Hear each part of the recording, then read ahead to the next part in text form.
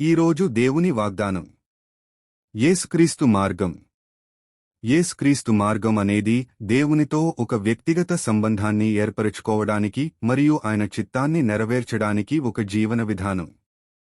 యేసుక్రీస్తు మార్గంలో ముఖ్యమైన అంశాలు: దేవుణ్ణి ప్రేమించడం. యేసు మనల్ని మొదట ప్రేమించాడు, కాబట్టి మనం కూడా దేవుణ్ణి మరియు మన పొరుగువారిని ప్రేమించాలి. పాపాలను క్షమించడం. యేసు మన పాపాల కోసం చనిపోయాడు, కాబట్టి మనం కూడా ఇతరుల పాపాలను క్షమించాలి. క్షమాపణ కోసం అడగడం. మనం పాపం చేసినప్పుడు దేవుని క్షమాపణ కోసం అడగాలి. విశ్వాసం. యేసుక్రీస్తు దేవుని కుమారుడు అని మరియు మన పాపాల కోసం చనిపోయాడని నమ్మాలి. బాప్తిస్మం. యేసుక్రీస్తును తన ప్రభువుగా మరియు రక్షకుడిగా స్వీకరించడానికి ఒక బాహ్య చిహ్నం. పరిశుద్ధాత్మతో నింపబడటం.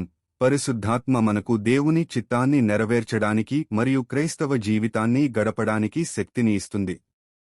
బైబిలును చదవడం మరియు అనుసరించడం.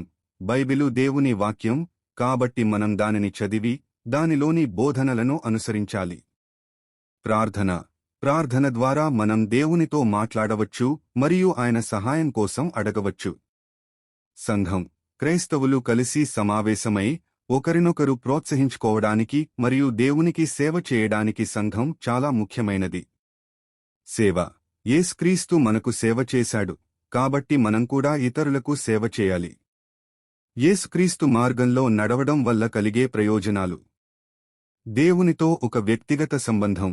యేసుక్రీస్తు ద్వారా మనం దేవునితో ఒక వ్యక్తిగత సంబంధాన్ని ఏర్పరచుకోవచ్చు. క్షమాపణ మరియు శాంతి. యేసు మన పాపాలను క్షమించాడు, కాబట్టి మనం శాంతిని పొందవచ్చు. అర్థవంతమైన జీవితం. యేసుక్రీస్తు మన జీవితానికి ఒక అర్థాన్ని మరియు ప్రయోజనాన్ని ఇస్తాడు. నిత్యజీవం. యేసుక్రీస్తులో నమ్మేవారు నిత్యజీవాన్ని పొందుతాము. ఆమేన్. ప్రతిరోజు దేవుని వాక్యం కోసం మన ఛానల్ ని సబ్స్క్రైబ్ చేసుకోండి.